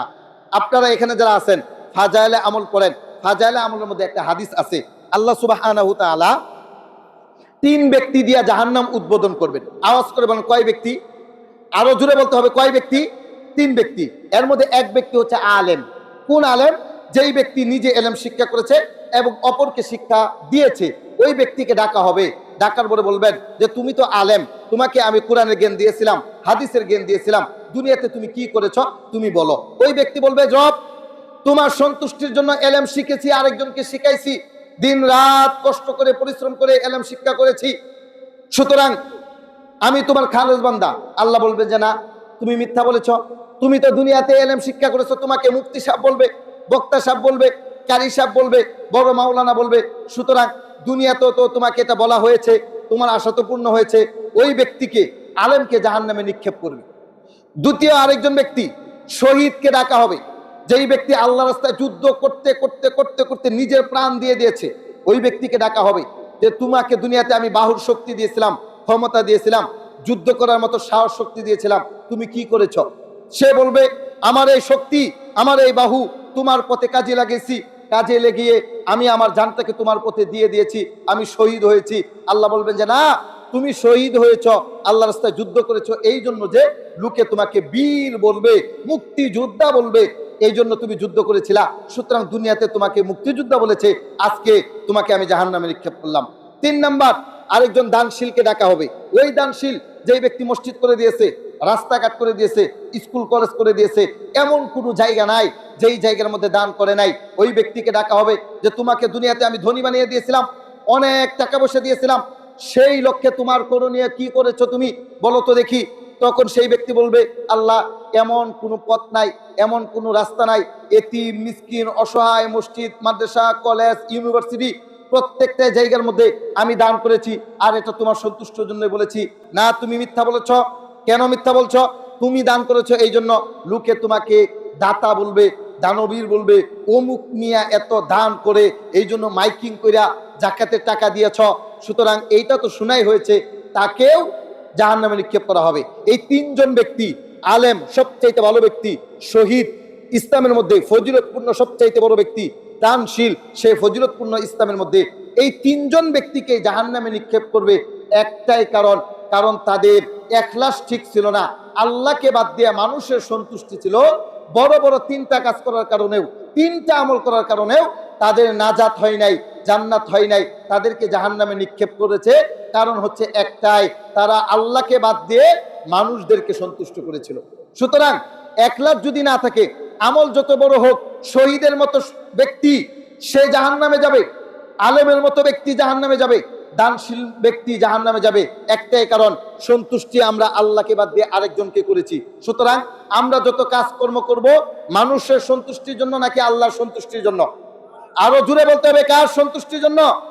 এই যে মাহফিল কার সন্তুষ্টির জন্য? মসজিদ করব কার সন্তুষ্টির জন্য? মাদ্রাসা করব কার সন্তুষ্টির জন্য? একজনকে ভালোবাসবো, দেখাশোনা করব, এটাও হবে কার সন্তুষ্টির জন্য? আল্লাহর সন্তুষ্টির জন্য। তাহলে আল্লাহর সন্তুষ্টির জন্য যা কিছু করা হয় সেটাকেই বলা হয় ইবাদত। ওই যে আয়াত করেছিলাম, এই আয়াতের ব্যাখ্যা এখানে এসে দিলাম। সম্মানিত উপস্থিতি, তাহলে মধ্যম হিসাবে ইবাদত 5 প্রকার। এর মধ্যে 1 নম্বর হচ্ছে আত্মিক ইবাদত, আল ইবাদাতু বিল কলবি। এর মধ্যে 2 নম্বর প্রকার আপনাকে দেখাইলাম, যেটা হচ্ছে ইখলাস। 3 নম্বর হচ্ছে সুন্দর চিন্তা করা। আওয়াজ করে বলেন কি করা? সুন্দর চিন্তা করা। এ সম্পর্কে আমরা কিছু আয়াত শুনি। পবিত্র কোরআন সূরা আলী ইমরান 3 নম্বর সূরার 190 এবং 91 নম্বর আয়াতে আল্লাহ তাআলা বলেন, ইন্না ফি খালাকিস সামাওয়াতি ওয়াল আরদি ওয়াখতিলাফিল লাইলি ওয়ান নাহার লা আয়াতিল লিউলিল আলবাব। আসমান এবং জমিনের সৃষ্টির মধ্যে, রাত এবং দিনের পরিবর্তনের মধ্যে লা আয়াতিল লিউলিল আলবাব, যারা জ্ঞানী ব্যক্তি তাদের জন্য রয়েছে অনেক নিদর্শন। জ্ঞানী ব্যক্তি কারা? আল্লাহ বলেছেন পরের আয়াতে, আল্লাযীনা ইয়াযকুরুনাল্লাহা কিয়ামান, যারা আল্লাহকে স্মরণ করে দাঁড়িয়ে, ও উউদান স্মরণ করে বসে, ওয়া আলা জুনুবিহিম স্মরণ করে শুয়ে শুয়ে, ওয়া ইয়াতাফাক্কারুনা ফি খালকিস সামাওয়াতি ওয়াল আরদ, এবং তারা চিন্তা করে এই যে আসমান যে আল্লাহ সৃষ্টি করেছেন, জমিন যে আল্লাহ সৃষ্টি করেছেন, এইগুলো অনর্থক সৃষ্টি করেন নাই। তারা বলে রব্বানা মা খলাকতা হাযা বাতিলা, হে আমাদের রব, আসমান তুমি অনর্থক বানাও নাই, জমিন তুমি অনর্থক বানাও নাই, ফাকিনা আযাবান নার, হে রব আমরা তোমার প্রতি ঈমান এনেছি, তুমি আমাদেরকে জাহান্নাম থেকে বাঁচিয়ে দাও। জাহান্নাম থেকে মুক্তি দান করো। আল্লাহ রাসূল সাল্লাল্লাহু আলাইহি ওয়াসাল্লাম বলেছেন, যদি কোনো ব্যক্তি এইভাবে সৃষ্টি নিয়ে গবেষণা করতে পারে, আল্লাহ তাআলা ওই ব্যক্তিকে জাহান্নাম থেকে মুক্তি দিয়ে জান্নাতে প্রবেশ করাবেন। তার সুন্দর চিন্তার মাধ্যমে মানুষের নেকি হয়, আর চিন্তাটা মানুষের অন্তরে থাকে। আপনি মুখে কোনো কিছু বললেন না, মনে মনে এখানে বসে চিন্তা করতেছেন, আসলে তো ঠিকই, সুন্দর চিন্তা করা দরকার। মনে রাখবেন, সুন্দর চিন্তা করলে যে এইরকম ভাবে নেকি হয়, খারাপ চিন্তা করলে ঠিক এইরকম ভাবে পাপ হয়। আপনি চিন্তা করতেন শুয়ে শুয়া, আগামীকাল বন্ধ যায় হাইরা, অমুকের ক্ষেতের যে পিলারটা আছে, আইলটা, এটা কাটতে কাটতে কাটতে কাটতে একেবারে আমার এখানে নিয়ে আসবো, 1 ফুট জায়গা আমি আমার এখানে নিয়ে দেবো, খুঁটাটা ওইখানে গিয়ে গাড়বো। এই যে চিন্তা করতেছেন, যে এই চিন্তাটা আপনার হারাম কাজ, এটা পাপের কাজ। আর যদি ভালো চিন্তা করেন তাহলে এটা আপনার জন্য নেকির কাজ। তাহলে আমার সাথে বলেন, ভালো চিন্তা করলে কি হয়, খারাপ চিন্তা করলে কি হয়? গুনাহ হয়। ভালো চিন্তা করলে আপনার নেকি হবে, খারাপ চিন্তা করলে গুনাহ হবে। কথা কি বুঝেছেন? তাহলে আজকের পর থেকে যখনই চিন্তা করবেন, চিন্তাটা যদি ভালো হয় মনে রাখবেন এটা নেকি লেখা হচ্ছে, আর চিন্তাটা যদি খারাপ হয় তাহলে গুনাহ লেখা হচ্ছে। মনে থাকবো তো ইনশাআল্লাহ? এ সম্পর্কে একটা হাদিস আমরা শুনি, হুজুর এটা দলিল দেন। হ্যাঁ, দলিল নেন। আবু দাউদের 4993 নম্বর হাদিস, আবু হুরায়রা রাদিয়াল্লাহু তাআলা আনহু তিনি বলেছেন, ওয়ালা রাসূলুল্লাহ সাল্লাল্লাহু আলাইহি ওয়াসাল্লাম ওয়ালা হুসনু যান্নি মিন হুসনিল ইবাদাতি। আল্লাহ রাসূল বলেছেন, উত্তম চিন্তা ভাবনা করা, সুন্দর ধারণা রাখা, সুন্দর চিন্তা ভাবনা করা হচ্ছে উত্তম ইবাদতের অন্তর্ভুক্ত। সুবহানাল্লাহ বলেন। কোনো ব্যক্তি যদি উত্তম চিন্তা ফিকির করে, সুন্দর চিন্তা ফিকির করে, এই চিন্তা ফিকির কারণেই আল্লাহ সুবহানাহু ওয়া তাআলা তার আমলনামায় নেকি লিখতে থাকবেন। তাহলে অন্তরের মাধ্যমে যে ইবাদত গঠিত হয়, সেই ইবাদতের আরেকটা প্রকার হচ্ছে সুন্দর চিন্তা ফিকির করা। 4 নাম্বার, আমার সাথে বলেন, লা ইলাহা ইল্লাল্লাহ। সকলে বলেন। এর অর্থ হচ্ছে আল্লাহ ছাড়া আর কোনো প্রকৃত ইলাহ নাই, আল্লাহ একজন। এটা ইসলামের কালিমা। এই কালিমা ছাড়া কোনো ব্যক্তি মুসলমান হতে পারে না। একজন মানুষ যদি হিন্দু থেকে ইসলাম ধর্ম গ্রহণ করতে চায়, তাহলে তাকে পড়তে হবে লা ইলাহা ইল্লাল্লাহ। এর অর্থ হচ্ছে আল্লাহ ছাড়া কোনো ইলাহ নাই। এটা অন্তরে বিশ্বাস করতে হবে, মুখে স্বীকারোক্তি দিতে হবে। মনে রাখবেন, অন্তরে বিশ্বাস করে মুখে যেই ব্যক্তি স্বীকারোক্তি দেয় ওই ব্যক্তি হলো মুসলমান। যেই ব্যক্তি অন্তরে বিশ্বাস করে মুখে বলে ওই ব্যক্তি হলো মুসলিম। যদি কোনো ব্যক্তির অন্তরের মধ্যে এই বিশ্বাস থাকে আল্লাহ ছাড়া আর কোনো ইলাহ নাই, আসমান কে সৃষ্টি করেছেন? জমিন কে সৃষ্টি করেছেন? আমাদের সৃষ্টিকর্তা কে? আর জুড়ে বলেন না, কে সৃষ্টি করেছেন? আল্লাহ সৃষ্টি করেছেন। আল্লাহ রাসূল সাল্লাল্লাহু আলাইহি ওয়াসাল্লাম বলেছেন, কোনো ব্যক্তি যদি এই বিশ্বাস করে আল্লাহ ছাড়া আর কোনো ইলাহ নাই, এই বিশ্বাসের কারণেই আল্লাহ তাআলা ওই ব্যক্তিকে জাহান্নাম থেকে বাঁচিয়ে জান্নাতে প্রবেশ করাবেন। সহিহ বুখারী 44 নম্বর হাদিস, আন আনাসিন আনিন নবী সাল্লাল্লাহু আলাইহি ওয়াসাল্লাম قال يخرج من النار من قال لا اله الا الله وفي قلبه وزن شعيرة من خير।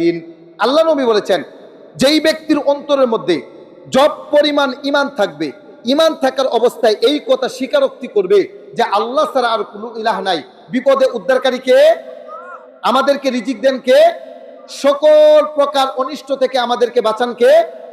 এই স্বীকারোক্তি যেই ব্যক্তি বলবে আল্লাহ ছাড়া আর কোনো দস্তগীর নাই, আল্লাহ ছাড়া আর কোনো ইলাহ নাই, এটা অন্তরের মধ্যে যত পরিমাণ বিশ্বাস রাখবে, রাসূল বলেছেন ওয়ায়াখরুজু মিনান নারি, ওই ব্যক্তিকেও আল্লাহ তাআলা জাহান্নাম থেকে বের করে জান্নাতে প্রবেশ করাবেন। এরপরে রাসূল বলেছেন ওয়াফি কলবিহি ওয়াজনু বুররাতিন মিন খাইরিন, যেই ব্যক্তির অন্তরের মধ্যে গমের দানা পরিমাণ ঈমান থাকবে, বিশ্বাস থাকবে আল্লাহ ছাড়া প্রকৃত আর কোনো ইলাহ নাই, আল্লাহ একমাত্র সৃষ্টিকর্তা, সব কিছুর ঊর্ধ্বে আল্লাহ, আল্লাহর সাথে শরীক করে না, মাজারে সেজদা দেই না, কবরে সেজদা দেই না, মদনপুর মুরগি নিয়ে যাই না, ওইখানে নাচানাচি করে না, একমাত্র আল্লাহরই ইবাদত বন্দেগী করে সর্বক্ষেত্রে আল্লাহর হুকুমই মানে। লা ইলাহা, আল্লাহ ছাড়া কোনো ইলাহ নাই, ইল্লাল্লাহ, একমাত্রই আল্লাহ, আল্লাহ ছাড়া আর কোনো ইলাহ নাই, আইনদাতা নাই, বিধানদাতা নাই। আমাদের রাষ্ট্রের যে অবকাঠামো, এখানে আল্লাহর হুকুমই, আর কোনো হুকুম চলবে না। আলা লাহুল খালক ওয়াল আমর, তাবারাকাল্লাহু রাব্বুল আলামিন, সৃষ্টি যার, বিধান চলবে তার।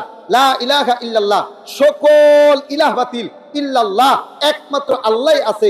এই বিশ্বাস যেই ব্যক্তি করবে, গমের দানা পরিমাণ এই অন্তরে যদি বিশ্বাস থাকে, আল্লাহ তাআলা ওই ব্যক্তিকেও জাহান্নাম থেকে বের করে দিবে। ওয়াফি কলবিহি ওয়াজনু যাররাতিন মিন খাইরিন, আল্লাহ রাসূল বলেছেন, যেই ব্যক্তির অন্তরের মধ্যে জাররা পরিমাণ ঈমান থাকবে, যেটা চোখে দেখা যায় না, যেটা বায়োস্কোপ যন্ত্র দিয়ে দেখতে হয়, এমন বিশ্বাস যদি কারো অন্তরে থাকে, রাসূল বলেছেন ওয়ায়াখরুজু মিনান নার, ওই ব্যক্তিকেও আল্লাহ তাআলা জাহান্নাম থেকে মুক্তি দিয়ে জান্নাতে প্রবেশ করাবেন। তাহলে অন্তরের মধ্যে যদি কোনো ব্যক্তির এই বিশ্বাস থাকে যে আল্লাহ ছাড়া প্রকৃত ইলাহ নাই, তাহলে ওই ব্যক্তি জাহান্নাম থেকে বাঁচতে পারবে, ওই ব্যক্তি চিরস্থায়ী জাহান্নামে হবে না, ওই ব্যক্তি জান্নাতে যাবে। তাহলে আমরা আত্মিক ইবাদতের 4টা প্রকার বললাম।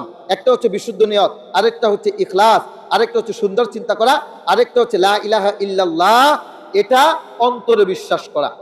এইবার ইবাদতের আরেক প্রকারে আমরা চলে যাই, আল ইবাদাতু বিল লিসান, মৌখিক ইবাদত। মানুষ যে ইবাদত করে, যেটা অন্তর দ্বারা হয়, এটা একটা ইবাদত। আরেকটা জবানের মাধ্যমে মানুষ ইবাদত করে, যেটাকে বলা হয় মৌখিক ইবাদত। এটাও আমার সাথে বলেন, ওই যে বলেছি লা ইলাহা ইল্লাল্লাহ, সবাই বলেন লা ইলাহা ইল্লাল্লাহ। যেই ব্যক্তি মুখে স্বীকারোক্তি দিবে, যেই ব্যক্তি বলবে, ঘোষণা দিবে আল্লাহ ছাড়া আর কোনো ইলাহ নাই, আমি স্বীকার করলাম আল্লাহ একমাত্র রব, এই যে স্বীকারোক্তিটা যেই ব্যক্তি দিবে, তার ফজিলতটা শুনেন। জামিউত তিরমিজির 3589 নম্বর হাদিস, ক্বালা রাসূলুল্লাহ সাল্লাল্লাহু আলাইহি ওয়াসাল্লাম, মা ক্বালা আবদুল্লাহ ইলাহা ইল্লাল্লাহু কাত্তু মুখলিসান ইল্লা ফুতিহাত লাহু আবওয়াবুস সামা হাত্তা তুফজিয়া ইলাল আরশ। যেই ব্যক্তি এই স্বীকারোক্তি দিবে যে আল্লাহ ছাড়া আর কোনো প্রকৃত ইলাহ নাই, আল্লাহ একমাত্র ইলাহ, এই সাক্ষীটা যখনই দিবে, ফেরেশতারা ওই ব্যক্তির লা ইলাহা ইল্লাল্লাহটা নিয়ে আল্লাহ সুবহানাহু তাআলার আরশ পর্যন্ত পৌঁছে যাবে। সুবহানাল্লাহ। তাহলে কোনো ব্যক্তি যদি বলে লা ইলাহা ইল্লাল্লাহ, তার ফজিলত হচ্ছে ওই লা ইলাহা ইল্লাল্লাহটা শুধু জমিনে থাকে না, ওই লা ইলাহা ইল্লাল্লাহটা আসমান পর্যন্ত আল্লাহ তাআলা পৌঁছে দেন। সুবহানাল্লাহ। তাহলে কোনো ব্যক্তি যদি মৌখিক বলে লা ইলাহা ইল্লাল্লাহ, তাহলে তার এই ফজিলত। মৌখিকের আরেক প্রকার ইবাদত হচ্ছে কুরআন তেলাওয়াত করা। আওয়াজ করে বলেন কি করা? কুরআন তেলাওয়াত করা। সহিহ মুসলিমের 223 নম্বর হাদিস, ক্বালা রাসূলুল্লাহ সাল্লাল্লাহু আলাইহি ওয়াসাল্লাম, আল কুরআনু হুজ্জাতুন লাকা ওয়া আলাইকা। আল্লাহ নবী বলেছেন, এই কুরআন তোমার পক্ষে দলিল অথবা বিপক্ষের দলিল। যারা কুরআনের পক্ষে, কুরআন তাদের পক্ষে, যারা কুরআনের বিপক্ষে, কুরআনও তাদের বিপক্ষে। আপনারা সকলে এই কুরআনের পক্ষে থাকতে রাজি আছেন? আপনারা কি চান এই কুরআনের পক্ষে থাকতে? মনে রাখবেন, যারা এই কুরআনের পক্ষে থাকবে তারাই সফল, যারা এই কুরআনের বিপক্ষে যাবে তারাই ব্যর্থ হবে, তারাই দুনিয়াতে লাঞ্ছিত হবে, পরকালেও লাঞ্ছিত হবে। এই কুরআন কার কথা? আওয়াজ করে বলেন কার কথা? আল্লাহর কথা। সুতরাং এই কুরআনকে প্রাধান্য দিতে হবে, এই কুরআনকে আমাদের সর্বোচ্চ জায়গায় নিয়ে যেতে হবে। রাসূলুল্লাহ সাল্লাল্লাহু আলাইহি ওয়াসাল্লাম যেই সময় পৃথিবীতে আগমন করেছিলেন, সেই সময়টা ছিল জাহিলিয়াতের সময়। এই জাহিলিয়াত মানে হচ্ছে অন্ধকার, জাহিলিয়াত মানে হচ্ছে বর্বর, জাহিলিয়াত মানে হচ্ছে অসভ্য। এই অসভ্য জাতিকে সভ্য করেছেন যেই কিতাব দ্বারা, সেই কিতাবের নাম কি? আরো জোরে বলতে হবে, সেই কিতাবের নাম কি?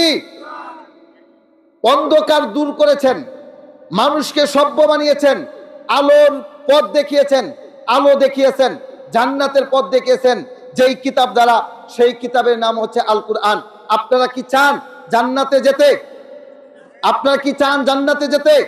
তাহলে কুরআনের বিসমিল্লাহর বা থেকে মিনাল জান্নাতি ওয়ান নাস পর্যন্ত মেনে নিতে হবে। একটা কিছু কেউ যদি কোনো ব্যক্তি অবজ্ঞা করে মেনে না নেয়, তাহলে ওই ব্যক্তির ঈমান থাকবে না। এই কুরআন এটা এমন একটা কিতাব, এটা মৃত ব্যক্তির খতম করার জন্য আল্লাহ দেন নাই। এই কুরআন দিয়ে সমাজ চলবে, রাষ্ট্র চলবে। এই কুরআন একটা সংবিধান, মুসলমানদের সংবিধান হচ্ছে আল কুরআন। আওয়াজ করে বলেন আমরা কার বান্দা? এই জমিন কার? এই আসমান কার? আমাদের রবকে, আল্লাহর বান্দা। কিভাবে চলবে, কিভাবে না চলবে, এই জন্য আল্লাহ সুবহানাহু ওয়া তাআলা যুগে যুগে নবী পাঠিয়েছেন, কুরআন দিয়েছেন। প্রত্যেকটা নবীর গাইডলাইন ছিল, আমাদের নবীর গাইডলাইনের নাম হচ্ছে কুরআন। এই কুরআন হচ্ছে জীবন ব্যবস্থা, সংবিধান। এই কুরআন দিয়ে সমাজ চলবে, রাষ্ট্র চলবে। এই কুরআনের মাধ্যমে দেশ পরিচালিত হবে, সংসদে যাবে। এই কুরআন দিয়ে আল্লাহ নবী বিচার কার্য করেছেন, দেশ পরিচালনা করেছেন, সাহাবী কেরাম বিচার কার্য করেছেন। মুসলমানদের মুক্তির একটাই পথ, যদি ধরতে পারে আল কোরআনের পথ। ঠিক কিনা বলেন? যদি আল কোরআনের পথ না ধরতে পারে, তাহলে মুক্তির কোনো পথ আর তাদের জন্য খোলা নাই। মনে রাখবেন, সাহাবী কেরাম যেইভাবে রাষ্ট্র পরিচালনা করেছেন সেইভাবে রাষ্ট্র পরিচালনা করতে হবে। অবশ্যই গণতন্ত্র, সমাজতন্ত্র, রাজতন্ত্র, যত তন্ত্র মন্ত্রকে বাদ দিয়ে আমরা কোরআনের পক্ষে আছি তো ইনশাল্লাহ? সকলে আছি তো ইনশাল্লাহ? আল্লাহ তাআলা কবুল করুন, সকলে না আমিন। এই জন্য রাসূল বলেছেন, আল কুরআনু হুজ্জাতুন লাকা ওয়া আলাইকা, বান্দা কুরআন তোমার পক্ষে দলিল অথবা বিপক্ষে দলিল। যারা কোরআনের পক্ষে তারা আল্লাহর পক্ষে, যারা কোরআনের বিপক্ষে তারা আল্লাহর বিপক্ষে। মনে রাখবেন, একজন মুমিনের বৈশিষ্ট্য হবে তার বুকে কোরআন ধারণ করবে, কারণ কোরআন আল্লাহর কথা। আল্লাহ নবী সাল্লাল্লাহু আলাইহি সাল্লামের সিনার মধ্যে আল্লাহ তাআলা কোরআন নাযিল করেছেন। ইকরা বিসমি রাব্বিকাল্লাযী খালাক, খালাকাল ইনসানা মিন আলাক, ইকরা ওয়া রাব্বুকাল আকরাম আল্লাযী আল্লামা বিল কলম, আল্লামাল ইনসানা মা লাম ইয়ালাম। সর্বপ্রথম আল্লাহ তাআলা সূরা আলাকের এই 5টা আয়াত নাযিল করে দিয়েছেন। আল্লাহ তাআলা আমাদের নবীর অন্তরের মধ্যে কোরআন ঢেলে দিয়েছেন। আমরা উম্মত হিসাবে আমাদের নবীর রেখে যাওয়া দিন ইসলাম, এই কোরআনটাকে বুকের মধ্যে লালন করব। যদি দেখেন কোরআনের বিপক্ষে আমার দলের নেতাকর্মী, যদি দেখেন কোরআনের বিপক্ষে আমার রাষ্ট্র, তাহলে রাষ্ট্র প্রত্যাখ্যান করতে হবে, দল প্রত্যাখ্যান করতে হবে, সমাজ প্রত্যাখ্যান করতে হবে। কোরআনকে প্রত্যাখ্যান করা যাবে না, ঠিক কিনা বলেন? সম্মানিত উপস্থিতি, এই জন্য কোরআন আছে যেখানে আমরা আছি সেখানে, কোরআন নাই যেখানে আমরা নাই সেখানে। সুতরাং কোরআন অনুযায়ী আমাদের জীবন যাপন পরিচালনা করতে হবে। আল্লাহ তাআলা তৌফিক দান করুন, সকলে বলেন আমিন। সম্মানিত উপস্থিতি, এই জন্য আল্লাহ সুবহানাহু ওয়া তাআলা বলেছেন, আল কুরআনু হুজ্জাতুন লাকা ওয়া আলাইকা, কোরআন তোমার পক্ষে দলিল অথবা বিপক্ষে দলিল। কোরআন যদি আমরা মেনে নেই আমাদের লাভ কি জানেন? বর্তমান সমাজে আপনি দেখবেন জিনা ব্যভিচার কম না বেশি? বেশি। জিনা বন্ধ হচ্ছে না। বাসের মধ্যে একটা অবলা নারীকে 5 জন 6 জন মিলে ধর্ষণ করে হত্যা করে ফেলতেছে। চুর আমাদের সমাজের মধ্যে কম না বেশি? সুপারি চুর, লাউ চুর, বেগুন চুর, একেবারে সাধারণ চুর। কিন্তু আমাদের সমাজে এমন কিছু চুর আছে, আপনারা তো বেগুন চুর ধরার পরে গাছের সাথে বেঁধে রাখেন, সুপারি চুরকে গাছের সাথে বেঁধে রাখেন, কিন্তু কিছু চুর এমন আছে যারা বড় বড় জায়গায় বসে আছে, কলম দিয়ে এক খুঁচা মেরে এই বাংলাদেশের অর্থ ইন্ডিয়া বেগম পাড়ায় গিয়ে বাড়ি বাঁধে, লক্ষ কোটি টাকা নিয়ে দেশটাকে অর্থনৈতিক ক্ষতি করে ফেলে। এমন চুর আমাদের ক্ষমতার মধ্যে বসে থাকে, ঠিক কিনা বলেন? আমরা কোন চুর বাটপারকে ক্ষমতায় বসাতে চাই না, আমরা আল্লাহর কোরআনকে ক্ষমতায় নিতে চাই। আমরা গণতান্ত্রিক সিস্টেমে কোন ব্যক্তিকে ক্ষমতায় দেখতে চাই না। শুরার মাধ্যমে, খেলাফতের মাধ্যমে ইসলাম প্রতিষ্ঠিত হবে। এই ইসলামের মাধ্যমে ন্যায় বিচার প্রতিষ্ঠিত হবে। চুর যে হোক না কেন তার বিচার করবে বিধানটা কার? ফাতেমা রাদিয়াল্লাহু তাআলা আনহার নামে নামে একজন মহিলা আল্লাহ নবী সাল্লাল্লাহু আলাইহি সাল্লামের সময় চুরি করেছে। নাম তার ফাতেমা, বংশ কুরাইশ বংশ। আল্লাহ নবী সাল্লাল্লাহু আলাইহি সাল্লামের কাছে বিচার এসেছে। আল্লাহ নবী জুমার পরে একজন মহিলার বিচার করতে হবে। মহিলা কি করেছে? মহিলা চুরি করেছে, চুরি করে ধরা পড়েছে। কোরআনের কথা হচ্ছে, চুরি করে যদি কোনো ব্যক্তি ধরা পড়ে, আস-সারিক ওয়াস-সারিকাতু ফাকতুউ আইদিয়াহুমা, চোর চাই পুরুষ হোক, চোর চাই নারী হোক, হাত কেটে দাও। বিধানটা কার? আরো জুড়ে বলেন, বিধানটা কার? আল্লাহি, আল্লাহর কসম। একটা চোরের বিচার যদি কোরআন অনুযায়ী করা হতো, একজন চোরকে ধরে বাইতুল মুকাররম মসজিদের সামনে সমস্ত মিডিয়াকে একত্রিত করে যদি একটা চোরের হাত কেটে দেওয়া হতো, এর পরের বার গম চোর, টাকা চোর, দেশের অর্থ সম্পদ যারা চুরি করে, তারা চুরি করবে তো দূরের কথা, চুরি করার আগেই 10 লিটার পানি খাইতো, ঠিক কিনা বলেন? এই জন্য কোরআন অনুযায়ী আমাদের জীবনযাপন পরিচালনা করতে হবে। আল্লাহ নবী সাল্লাল্লাহু আলাইহি ওয়াসাল্লামের কাছে খবর এসেছে ফাতেমা নামক একজন মেয়ে চুরি করেছে। তারা চিন্তা করলো, আবু বকর, উমর, উসমানের মতো বড় বড় সাহাবীরা চিন্তা করলো আল্লাহ নবীকে গিয়ে বলতে হবে, কেন বংশটা যে তার, বিচারটা যেন হালকা করে, হাত না কাইটা যেন একটা আঙ্গুল কেটে দেয়। সহিহ বুখারীর হাদিস আপনাদেরকে শোনাচ্ছি, কোনো গল্প কাহিনী না। আমি কোনো গল্প করার জন্য আসি নাই। যদি কোরআন হাদিসে না থাকে এই খামের সাথে আমাকে বেঁধে রাখবেন, মুকামি আমার বাড়ি, সেখান থেকে ধরে আনবেন, বিচার করবেন যে হুজুর রাজনীতির কথা কেন বলেছেন, কোরআনে নাই যেটা, হাদিসে নাই যেটা, সেটা কেন বললেন, এর জবাব দিয়ে যান, এখানে বেঁধে রাখবেন। সহিহ বুখারীর বর্ণনা আপনাদেরকে শোনাচ্ছি। আল্লাহ নবী সাল্লাল্লাহু আলাইহি সাল্লামের কাছে আল্লাহ নবী নাতি, তিনি গিয়ে বলছে, উসামা বিন যায়েদ রাদিয়াল্লাহু তাআলা আনহু, তিনি গিয়ে বলছে আল্লাহ নবীর এইখানে গিয়ে বসেছেন, মুখটাকে কানের কাছে নিয়েছেন, গিয়ে বলছে, না না, জুমার পরে যার বিচার করবা সেই নারীটা কিন্তু তোমার বংশেরই একজন মহিলা, সুতরাং তুমি হাত না কাইটা তুমি একটা আঙ্গুল কাইটা দিবা, হাত কাইটো না, হাত কাটলে তো তোমার বংশের ক্ষতি। এরকম আস্তে আস্তে বলে দিয়েছে। আল্লাহ নবী বসা ছিল, দাঁড়িয়ে গেছেন, দাঁড়িয়ে গিয়ে বলেছেন, হে আমার সাহাবে কেরাম শুনো, তোমরা আমার কাছে সুপারিশ নিয়ে পাঠিয়েছ, আল্লাহি আল্লাহর কসম জেনে রেখো, আজকে আমার বংশের মেয়ে ফাতেমা কেন, আমার আপন মেয়ে ফাতেমাও যদি চুরি করতো তাহলে আমি আমার মেয়ের ফাতেমার হাতটাকেও কেটে ফেলতাম। আল্লাহু আকবার বলেন। এটাই হলো ইসলাম। খলিফাতুল মুসলিমিন উমর রাদিয়াল্লাহু তাআলা আনহুর ঘটনা আপনারা জানেন। কাপড় বন্টন হয়েছে, এই কাপড় দিয়ে একটা জুব্বা বানানো সম্ভব না। একদিন খলিফাতুল মুসলিমিনের শাসন আমলে খলিফাতুল মুসলিমিন খুতবা দেওয়ার জন্য দাঁড়িয়েছেন, একজন সাহাবী দাঁড়িয়ে গেছেন, বলছে, খলিফাতুল মুসলিমিন আমিরুল মুমিনিন, আপনি আমাদেরকে বলেন, আপনার গায়ে যে জুব্বা দেখতে পারতেছি, যে কাপড় দেখতে পারতেছি, যেই কাপড় আপনি পেয়েছেন সেই কাপড় আমিও পেয়েছি, আমার কাপড় দিয়ে আমি জুব্বা বানাতে পারলাম না, আপনি কিভাবে জুব্বা বানালেন? আপনি আমিরুল মুমিনিন, এই জন্য আপনি কাপড় বেশি কেন নিলেন? আল্লাহু আকবার বলেন। একজন অর্ধ দুনিয়ার বাদশার সামনে জবাব চাওয়া হচ্ছে, জবাব দেন, এরপরে খুতবা দিবেন, এর আগে নামাজ পড়াতে দিব না। সাহাবী দাঁড়িয়ে গেছেন। তখন উমর রাদিয়াল্লাহু তাআলা আনহু বলেছেন, মারহাবা, তোমাকে সাধুবাদ জানাই, তুমি আমাকে প্রশ্ন করেছ, জেনে রেখো আমি যেই রকম ভাবে কাপড়ের টুকরা পেয়েছি, আমার ছেলে আব্দুল্লাহ সেও তো একটা কাপড়ের টুকরা পেয়েছে, আমার সন্তান আমাকে সেই কাপড়ের টুকরাটা হাদিয়ে দিয়েছে, এই দুই টুকরা একত্রিত করে আমি আমার জুব্বা বানিয়েছি, আমি খেয়ানতকারী নই। আল্লাহু আকবার বলেন। অর্ধ দুনিয়ার শাসক যিনি, তার সামনে দাঁড়িয়ে মানুষ কথা বলতে পারে, আর আপনার এলাকার একজন চেয়ারম্যান একটা শোয়ের জন্য যাবেন, ঘুরতে ঘুরতে জুতার তলা ক্ষয় হয়ে যায়, ঠিক কিনা বলেন? বিধবাদের কাঠের জন্য যাবেন, যেই বিধবাদের কাঠ সরকার দিয়েছে, এটা চেয়ারম্যানের কোনো পাওয়ার না, চেয়ারম্যানের বাবার ক্ষমতা নাই এটা তার কাছে রেখে দেওয়ার, যার মাল তাকে দিয়ে দেওয়ার, কিন্তু চেয়ারম্যান বেচারা সে বলছে আইডি কার্ড নিয়ে আসবা, সাথে 3000 টাকা নিয়ে আসবা, 3000 টাকা বিনিময়ে আপনাকে একটা কার্ড দিল, এছাড়া সে দস্তখত করে না। এমন সংবিধান, এমন রাজনীতি, এমন চেয়ারম্যান, এমন মেম্বার আমরা চাই না। আমরা চাই কোরআন দ্বারা শাসিত হবে। আমরা আমাদের দিলের ইচ্ছা কোরআনের মাধ্যমে আমরা আমাদের যিনি ঊর্ধ্বতন কর্মকর্তা তাদের সামনে বুক ফুলিয়ে বলবো, এটা আপনার খেয়ানত, এটা করা যাবে না, এটা করলে আমরা মানবো না। এমন শাসন আমরা চাইতো ইনশাল্লাহ। আল্লাহ তাআলা তৌফিক দান করে সকলে আমিন। এই জন্য রাসূল সাল্লাল্লাহু আলাইহি ওয়াসাল্লাম বলেছেন, আল কুরআনু হুজ্জাতুল লাকা ওয়া আলাইকা, কুরআন তোমার পক্ষে দলিল, তোমার বিপক্ষে দলিল। মনে রাখবেন, কুরআন কায়েম করা এটা আমাদের জন্য নৈতিক দায়িত্ব। যেভাবে সম্ভব কুরআনটাকে বাস্তবায়ন করতে হবে। আল্লাহ তাআলা তৌফিক দান করুন সকলে আমিন। মৌখিক ইবাদতের মধ্যে কুরআন তেলাওয়াত করা 2 নম্বর গেল। 3 নম্বর জিকির করা। আওয়াজ করে বলেন কি করা? সকলে বলেন কি করা? আল্লাহর কাছে 4টা জিকির বেশি প্রিয়। আল্লাহর কাছে কয়টা জিকির বেশি প্রিয়? আরো জোরে, জোর হইল না। আল্লাহর কাছে 4টা জিকির সবচাইতে বেশি প্রিয়। 1 সুবহানাল্লাহ, 2 আলহামদুলিল্লাহ, 3 আল্লাহু আকবার, 4 লা ইলাহা ইল্লাল্লাহ। এই 4টা জিকির আল্লাহর কাছে প্রিয়। 1 নাম্বার, 2 নাম্বার, 3 নাম্বার, 4 নাম্বার। মাশাআল্লাহ, এই 4টা জিকির আল্লাহর কাছে প্রিয়।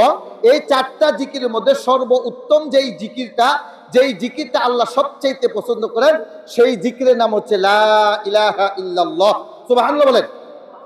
এই লা ইলাহা ইল্লাল্লাহ জিকির করতে গেলে, সুবহানাল্লাহ, আলহামদুলিল্লাহ, আল্লাহু আকবার জিকির করতে গেলে কোনো সময়ের দরকার নাই, কোনো কিছুর দরকার নাই, ওযু ইস্তেনজার দরকার নাই। আপনার ওযু নাই, আপনি পড়তে পারবেন সুবহানাল্লাহ। আপনার ওযু নাই, পড়তে পারবেন লা ইলাহা ইল্লাল্লাহ। যে কোনো সময় খেত লাগাচ্ছেন, পড়তে পারবেন সুবহানাল্লাহ। ধান কাটতেছেন, পড়তে পারবেন লা ইলাহা ইল্লাল্লাহ। আপনি যে কোনো কাজ করবেন, পড়তে পারবেন লা ইলাহা ইল্লাল্লাহ। এমন কি লা ইলাহা ইল্লাল্লাহ এমন একটা জিকির, আপনি যখন জিকিরটা করবেন আপনার জবানটা লড়াতেও হবে না। আপনি আপনার বন্ধু বান্ধবের আড্ডায় বসে আছেন, অনেক গল্প গুজব করতেছে, আপনি এভাবে হা করে তাকিয়ে আছেন, আর পড়বেন, মনে মনে পড়বেন লা ইলাহা ইল্লাল্লাহ। দেখেন, মনে মনে লা ইলাহা ইল্লাল্লাহ পড়লে জিহ্বাও লড়ে না। তাহলে আপনার বন্ধু বান্ধব হয়তো মনে মনে ভাববে, সে মনে হয় যে আমাদের কথাগুলো খুব মনোযোগ সহকারে শুনছে, কিন্তু না, আপনি এইখানে বসে বসে আল্লাহর সাথে একেবারে ডাইরেক্ট সম্পর্ক লাগিয়ে দিয়েছেন। আপনি বলছেন লা ইলাহা ইল্লাল্লাহ। রাসূল বলেছেন, মান মাতা ওয়া হুয়া ইয়ালামু আন্নাহু লা ইলাহা ইল্লাল্লাহ, যেই ব্যক্তি মৃত্যুবরণ করলো আর সে জানলো লা ইলাহা ইল্লাল্লাহ, আল্লাহ ছাড়া আর কোনো ইলাহ নাই, দাখলাল জান্নাহ, আল্লাহ তাআলা ওই ব্যক্তিকে জান্নাতে প্রবেশ করাবে। তাহলে মৌখিক ইবাদতের একটা ইবাদত হচ্ছে লা ইলাহা ইল্লাল্লাহ জিকির করা। এটা মনে থাকবে তো ইনশাআল্লাহ।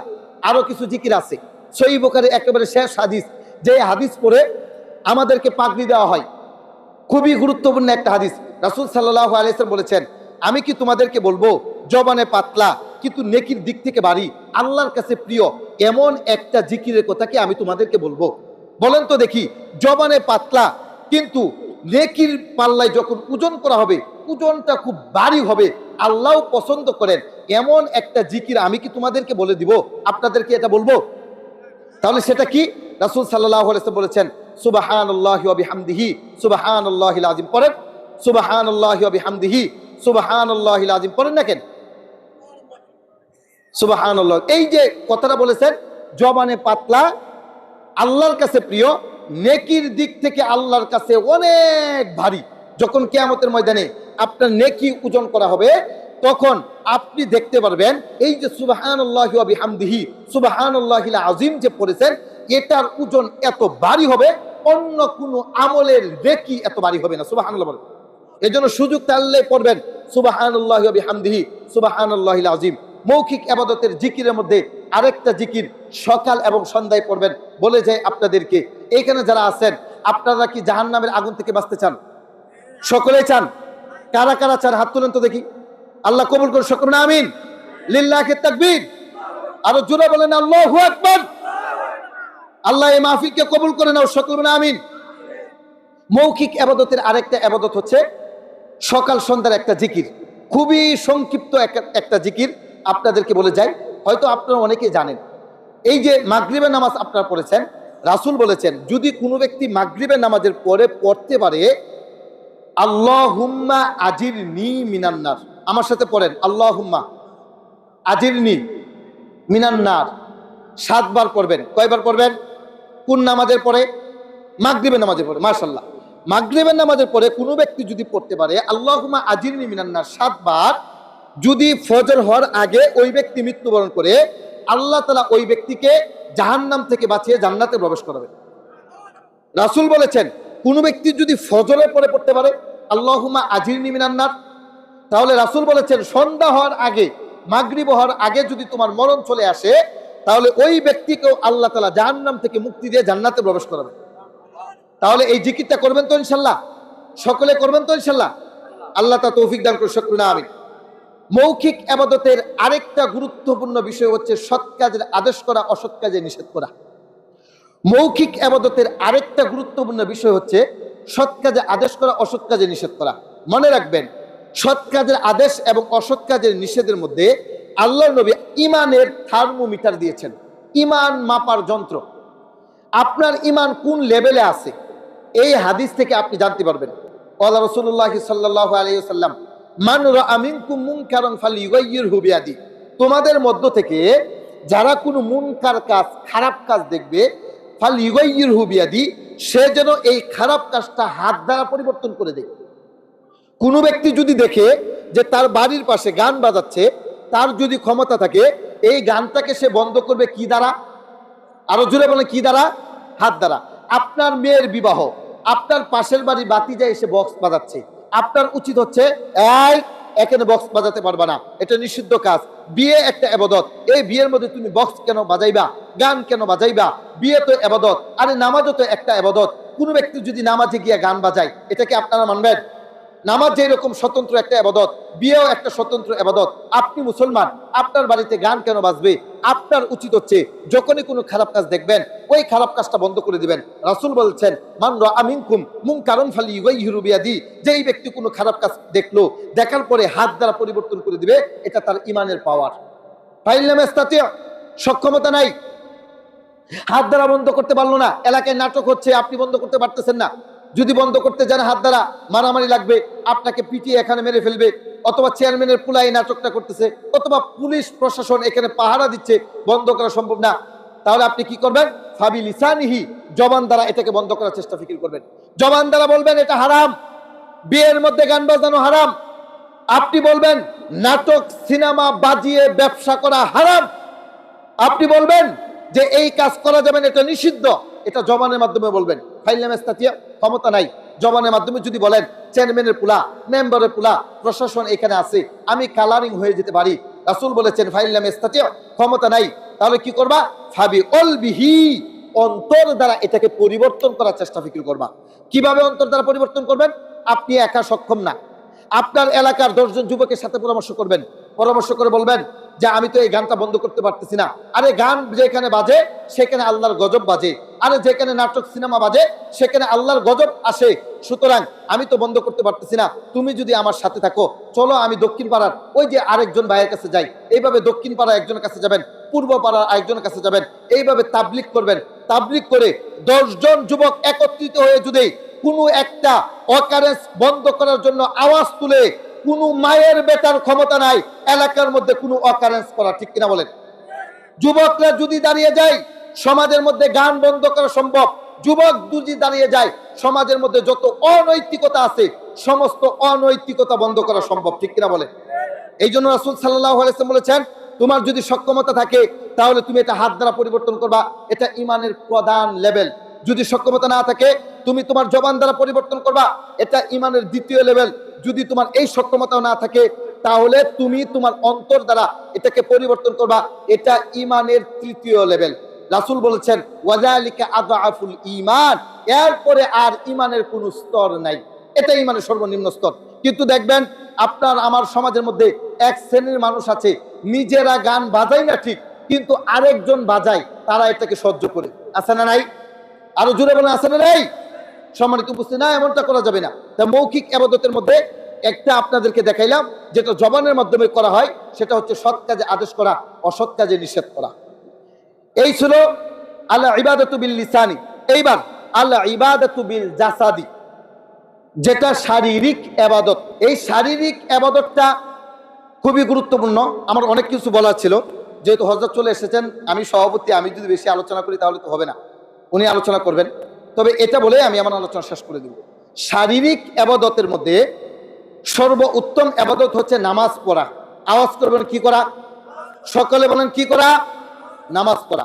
এ সম্পর্কে একটা হাদিস আমরা শুনি, আবু দাউদের 1440 নম্বর হাদিস। এই হাদিসের মধ্যে আল্লাহ নবী সাল্লাল্লাহু আলাইহি ওয়াসাল্লাম বলেছেন খামসু সালাওয়াতিন কাতাবাহুন্নাল্লাহু আলাল ইবাদি, আল্লাহ তাআলা তার বান্দার উপর 5 ওয়াক্ত নামাজ ফরজ করেছেন। আমি আবার বলি শব্দটা, খামসু সালাওয়াতিন কাতাবাহুন্নাল্লাহু আলাল ইবাদি, আল্লাহ তাআলা তার বান্দার উপর 5 ওয়াক্ত নামাজ ফরজ করেছেন। আল্লাহ কার উপর নামাজ ফরজ করেছেন? আরো জোরে বলেন, কার উপর? কার বান্দার উপর? আল্লাহর বান্দার উপর ফরজ করেছেন কে? আল্লাহ। বাস, এটা বুঝেছেন। আবার বলি হাদিসটা, এবার একটু শুনেন। রাসূল বলেছেন খামসু সালাওয়াতিন কাতাবাহুন্নাল্লাহু আলাল ইবাদি, আল্লাহ তাআলা তার বান্দার উপর দৈনিক 5 ওয়াক্ত নামাজ ফরজ করেছেন। ফামান জাআ বিহিন্না লাম ইউদাই বিহিন্না শাইআন ইস্তিগফাফান বিহাক্কিহিন্না, রাসূল বলেছেন যেই ব্যক্তি এই 5 ওয়াক্ত নামাজ যথাসময়ে যথা নিয়মে আদায় করবে, কোনো রকম অবহেলা করবে না, আল্লাহ রাসূল সাল্লাল্লাহু আলাইহি ওয়াসাল্লাম বলেছেন ইনদাল্লাহি আহদুন আইয়ুদখিলাহুল জান্নাহ, ওই বান্দাকে আল্লাহ তাআলা জান্নাতে পৌঁছিয়ে দিবেন, এই ওয়াদা আল্লাহ করেছেন। তাহলে বান্দার উপরে নামাজ ফরজ করেছেন আল্লাহ। যারা নামাজ পড়ে না তারা আল্লাহর বান্দা নয়, যারা নামাজ পড়ে তারাই আল্লাহর বান্দা। কথা কি মনে থাকবে? যারা নামাজ পড়ে তারা কার বান্দা? আর যারা নামাজ পড়ে না তারা কার বান্দা নয়? আল্লাহর বান্দা নয়। সুতরাং আপনার উপরে নামাজ ফরজ, নামাজ আপনাকে আদায় করতে হবে। আল্লাহ তাআলা আমাদেরকে 5 ওয়াক্ত নামাজ যথা সময়ে যথা নিয়মে আদায় করার মতো তৌফিক দান করুন, সকলে বলেন আমিন। 4 নাম্বার আল ইবাদাতু বিল মালি, আর্থিক ইবাদত। এটা হচ্ছে দান সদকা করা, যাকাত দেওয়া। 5 নাম্বার আল ইবাদাতু বিল জাসাদি ওয়াল মালি, এটা হচ্ছে হজ করা। শারীরিক ইবাদত এবং আর্থিক ইবাদত, এটা হচ্ছে হজ করা। এইগুলো অনেক বিস্তারিত আলোচনা করলাম না, যেহেতু হযরত এসে গেছেন। তবে আপনাদেরকে একটা কথাই বলে যাই, সেটা হচ্ছে আমাদের ঈমান সর্বাগ্রে, সবার উপরে ঈমান। ঈমান কোনোভাবেই ক্ষয়ক্ষতি করা যাবে না। যেই কাজে ঈমান চলে যায় এমন কোনো কাজ আমরা করব না। সকল বলেন ইনশাআল্লাহ, সকল বলেন ইনশাআল্লাহ। যেই কাজে আল্লাহ অসন্তুষ্ট হয় এমন কোনো কাজ আমরা করব না, সকলে বলেন ইনশাআল্লাহ। সুতরাং আপনার আমার দায়িত্ব হচ্ছে আল্লাহকে সন্তুষ্ট রাখা, কোনোভাবেই যেন আমরা আল্লাহকে অসন্তুষ্ট না করি। আল্লাহ তাআলা আমাদেরকে আল্লাহকে সন্তুষ্ট রাখার মতো তৌফিক দান করুন, সকলে বলেন আমিন। সর্ব অবস্থায় সর্বক্ষেত্রে আল্লাহর ইবাদত বন্দেগী করার মতো তৌফিক দান করুন, আমিন। ওয়া আখিরু দাওয়ানা আনিল হামদুলিল্লাহি রাব্বিল আলামিন। আসসালামু আলাইকুম ওয়া রাহমাতুল্লাহি ওয়া বারাকাতুহু।